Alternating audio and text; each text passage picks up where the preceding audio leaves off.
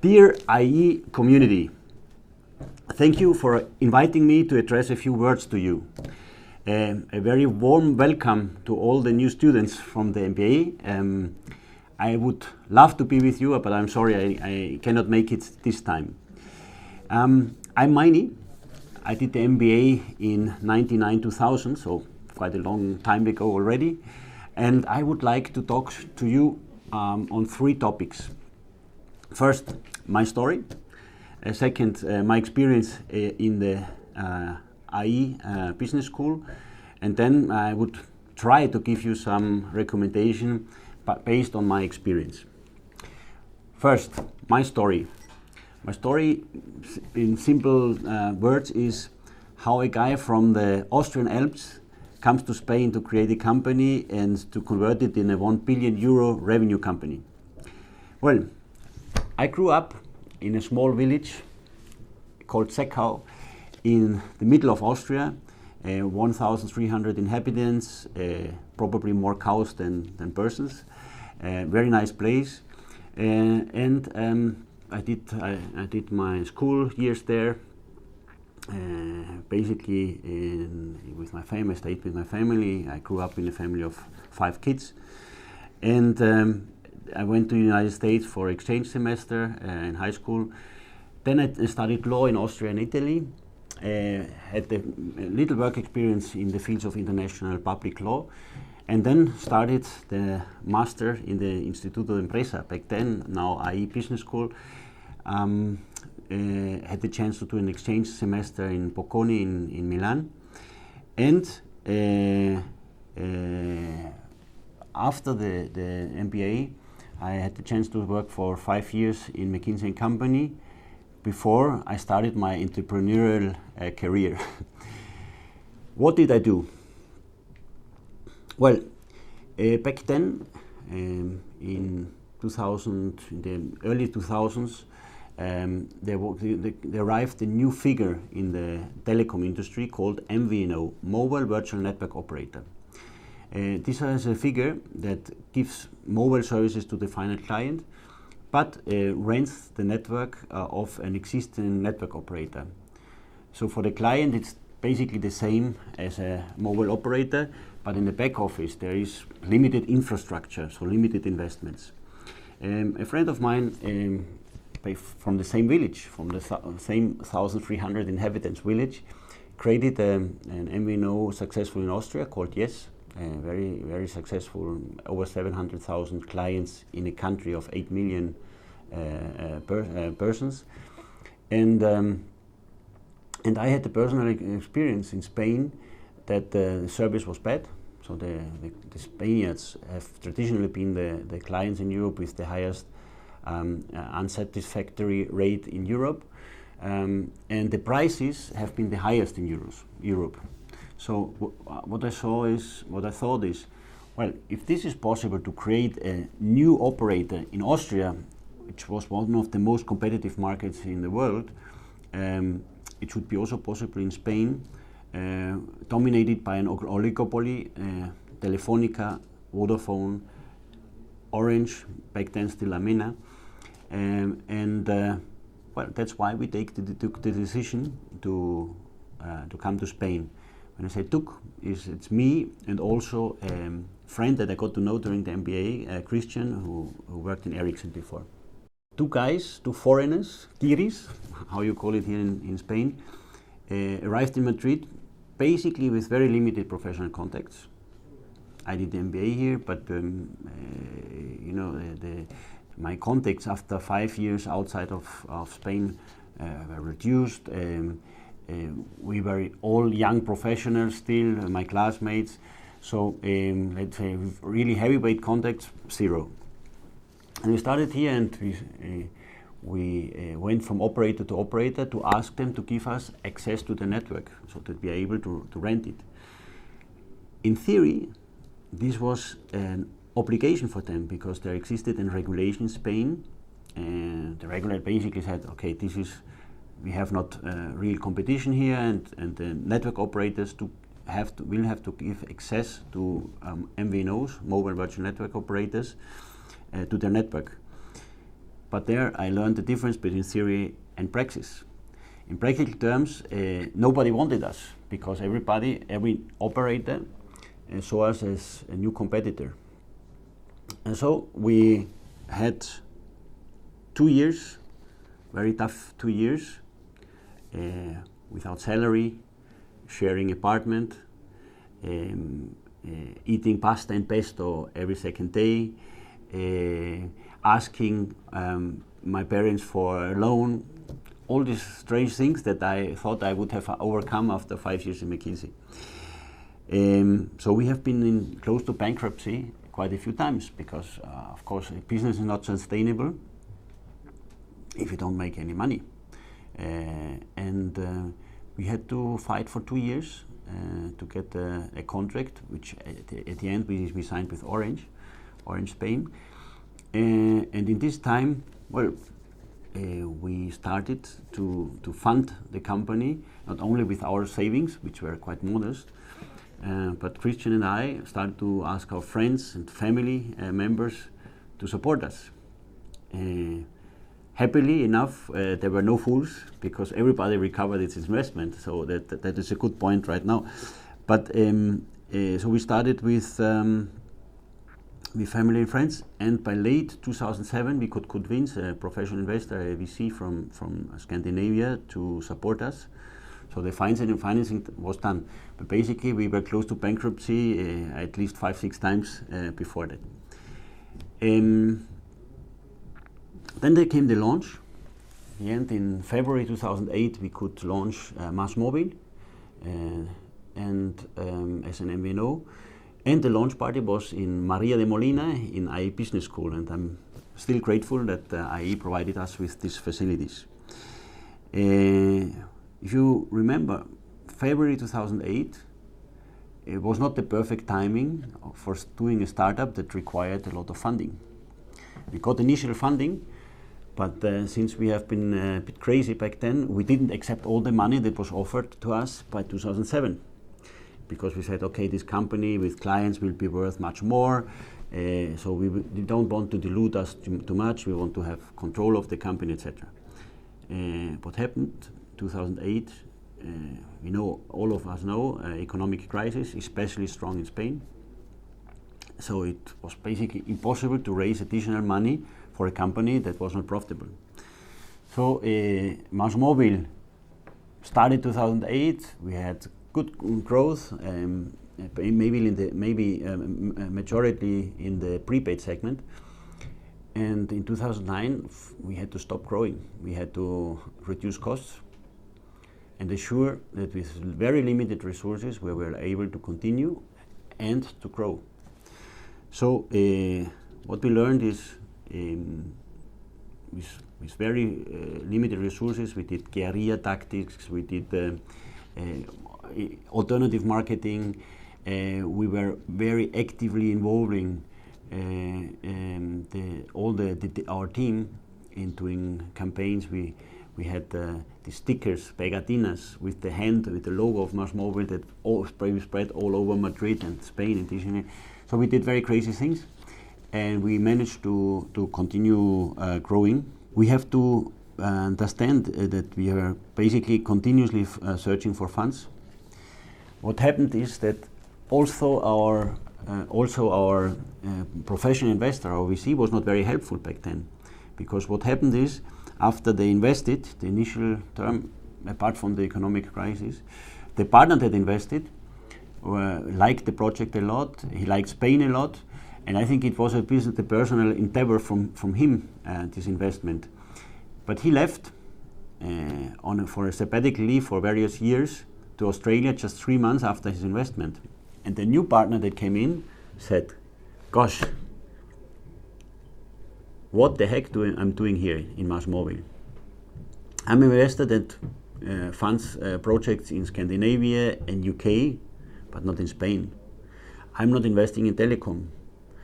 And I don't see the point to invest in Spain right now, in the middle of a crisis. The Economist titled Spain, the whole of the European balance sheet. So this was not the perfect moment. And he told me, Meini, if I recover our investment, I will build you a statue in Oslo. I'm still waiting for the statue, but that's not important. Tough times, but we managed to grow. And we grew especially also in the segment of foreign residents, Europeans and not Europeans. We do customer care or did customer care and still do it in 7 languages, in all major European languages, also Russian. So I invite you also to try this service. It works well. That's why we got very high scores always in client satisfaction, because we target very much our segments. So we're growing, and by 2013 we had to take a big decision. We got some offers from other companies to buy us, to purchase MÁSMÓVIL. That would have been give us some return, very modest return. For an entrepreneur, it would not be have been a success story, a real success story, but it would have been compensated somehow. And the other alternative was to continue growing and to create a bigger project. And at the end, we all decided that we had to go for the second option, to make this happen and to create a real alternative operator in Spain.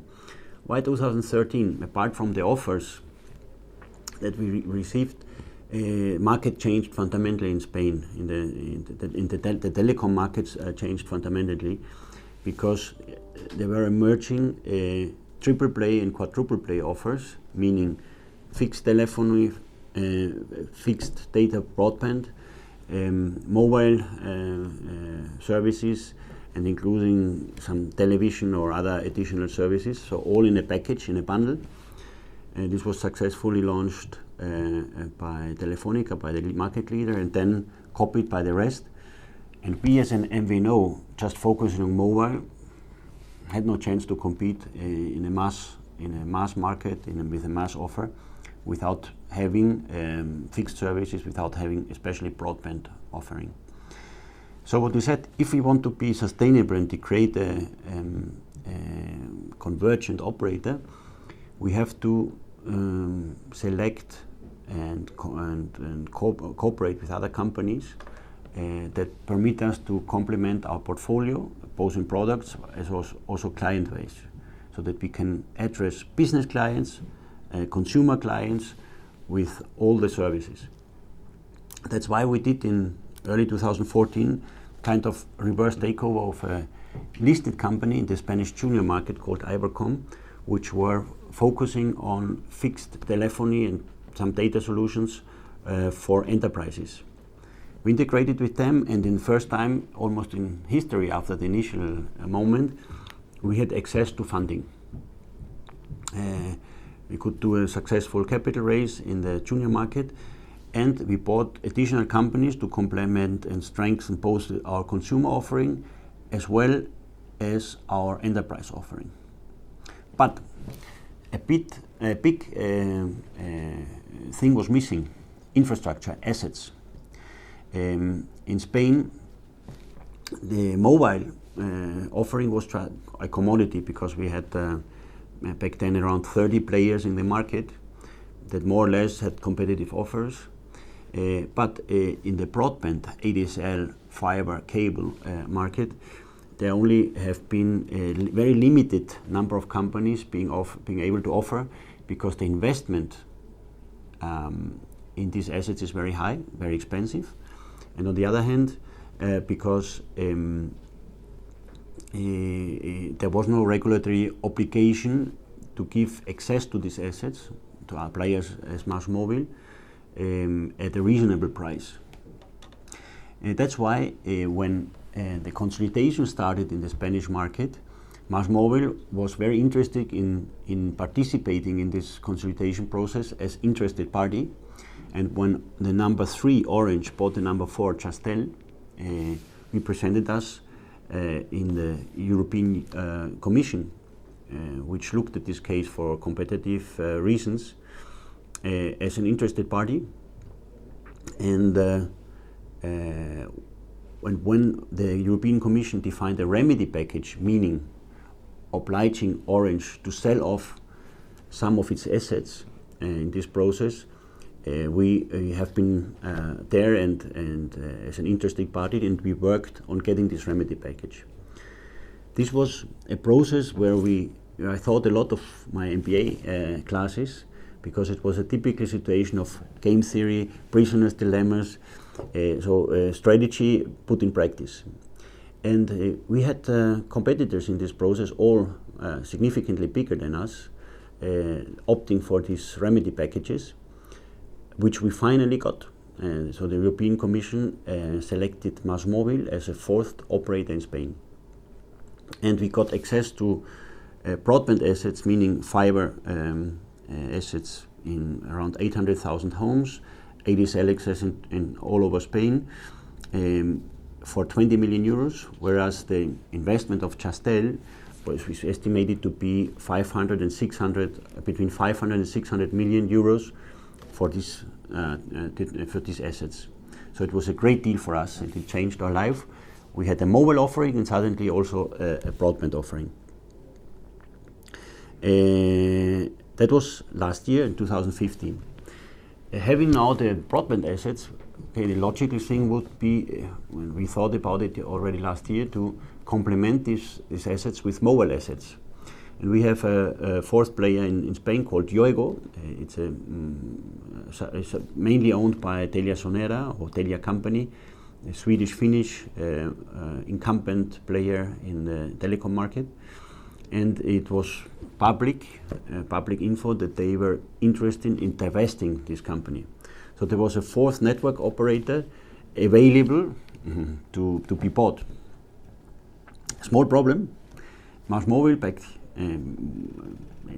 just 1 year ago was 100+ million revenue company, and Yoigo 850 million revenue company, with EBITDA around almost 10 times higher than MÁSMÓVIL. How to finance this process? How to get credibility also in front of the seller that we are the adequate party. So we started a process that lasted for around a year. Again, very intensive. We had big competitors that had deep pockets, and at the end, we made it. We signed the acquisition in July this year, and we created a 100 million euro company just 1 year ago in a 1.1 billion euro company now. Why did we make it? I think we made it because on one side, in terms of financing, there's a lot of interest in the telecom market here in Spain for funding interesting stories. MÁSMÓVIL has a very interesting growth story, because from zero we arrived to 140 million last year, and there is no other player that was able to have that much synergies in this market, because we're bringing broadband assets to mobile assets, and it was a good story for the investors. And I believe we had the right strategy. Once we saw that the purchase would be much more complex, because Telia signed exclusive negotiations to another competitor, we adjusted our strategy slightly. We thought, okay, if you cannot hunt the big animal, then go for the small one. So we acquired in a very quick process Pepefon, an MVNO competitor of ours, a very lean managed and company with a great brand, with great customer satisfaction, so very good fit with us. And this was important to gain credibility on one hand, also to eliminate potential synergies for our competitor that would also that has also shown interest in Pepefon in a second step. So we went for Pepefon, and suddenly our business case changed, because there were more synergies, and banks took us more seriously. Telia, the seller, said, "Oh, these guys are quick. They're smart."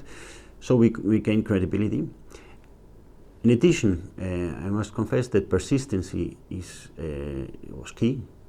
We started talks with a long time ago with the seller and continued, and in the end, because we won it because we have a great team. We have teams, a very experienced team in telco, in M&A, and I think that also impressed the seller.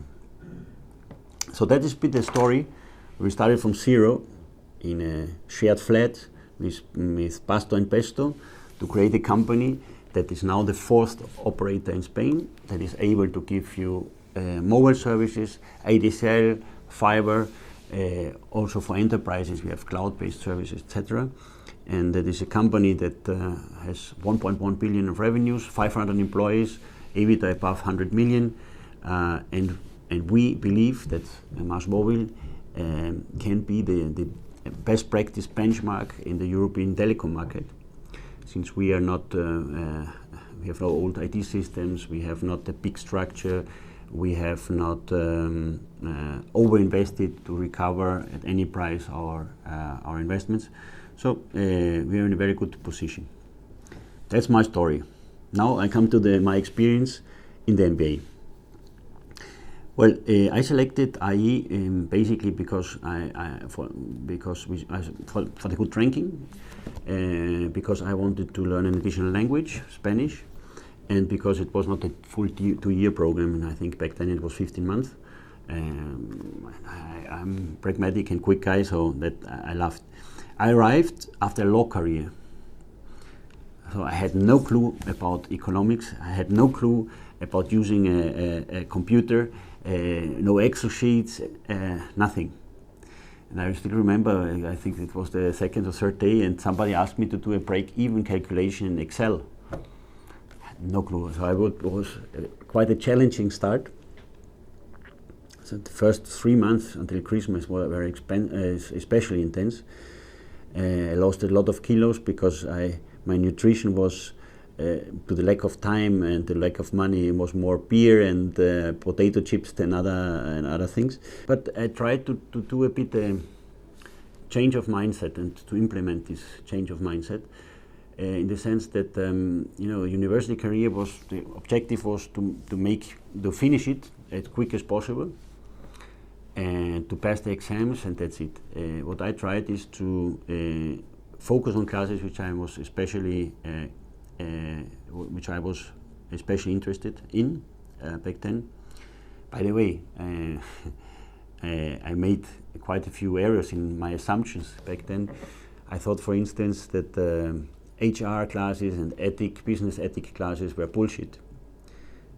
In the meantime, in the long run, I know that these classes are probably the most important ones. So consider it as well. I learned team working. As a lawyer, but you're looking at your cases, etc., and it's a bit you're a lonely fighter frequently. What I have to say that, okay, teamwork sounds very good. It's a trendy topic. Everybody is proud I'm a good team worker, but it was not easy for me, especially if you have the feeling that part of the team is not really contributing. And what I've learned is that this teamwork doesn't mean that everybody sits in front of the same computer and everything has to be done together physically, but it means that taking advantages of the skills and the knowledge of each team member and coordinate the process to be able to hand in a great end product. That was a good learning experience. I was also a curious guy, interested in learning, because I was probably the less prepared classmate back then. And so I asked a lot in the classes. I participated actively because of my genuine interest. I asked a lot of my classmates, and I learned a lot of them. You will have great classmates and with complementary knowledge, etc. So this is very important. And I also, with this asking and learning from teachers and from classmates, I survived somehow the first few months, and after 5 months or so, it was more or less I had everything under control. So I could dedicate also some time to partying and celebrating. What I learned also my first contact with the entrepreneurial world was also in the IE business school. You know, we had to write the first business cases, and my first interface with entrepreneurs and thinking of I could one day create a company was in the IE. It was very important for me, obviously. So basically, what I learned there is that it's not that difficult to create a company, because normal persons can do it, and why not myself? So this was my experience in IE. Overall, a great experience. It opened a new world for me. As a lawyer, very focused, and I enjoyed law work, but it opened a new world, and it enabled me also to enter later on in McKinsey and have a great experience there. So, great experience with up and downs and with disappointments, etc. But in general, very happy with my years with my MBA in the IE. My recommendations for you, knowing that I'm not a supervised man, not a guru, whatever, I'm a normal person. For me, it's important that the MBA should not be another university career where you make a tick. I've done it. For me, it is a chance for a personal learning experience for you. So I would really recommend you to select the classes that you are interested in, not the ones that seem to be the easiest ones. Be open with your classmates. You will get to know great persons and professionals, and you should start to create your own network already during the MBA. That means also you should be a good colleague, not an egoistic guy. You should be a good colleague, share info, help others to learn. You will see the results during the MBA and also later in your life, because the guys that you helped will remember you.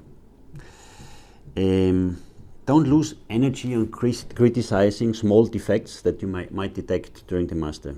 Not everything will be perfect, but in general it will be an amazing experience. So be constructive. Help to create a great course for you and your classmates. And I have to say that because it helped me and a lot. Try out some entrepreneurial classes because they can change your life. And some general recommendations. There might be to be some stereotypes and lack of creativity from my side, but first point is it's all about people. Select very well your teams. A few can make a difference. In the case of MÁSMÓVIL, we started 2 persons and now we are 500, and without great and impressive and talented professionals surrounded, it would not have been possible. And few people are important that you select very well. In my case, for instance, the financial expert, the CFO, was key. And if you create a business, think of it, somebody that knows the best, that knows the accounts, to interpret the accounts, to have a social interface with banks, to be a person that is creative and does also consistent and adequate cash planning. It's very important. And the second point is try hard to make your dreams reality. Paulo Coelho has said something like, there's only one thing that makes the realization of dreams impossible: the fear of failure. Don't show fear. My experience is if you have an objective and are very persistent, that makes a difference and that makes you closer. And you have to be always realistic in your life, of course, but things that seem to be impossible, you can make it happen. Well, nothing more from my side. I wish you all the best and a great experience in IE, Thank you very much for listening to me. Thank you. Bye.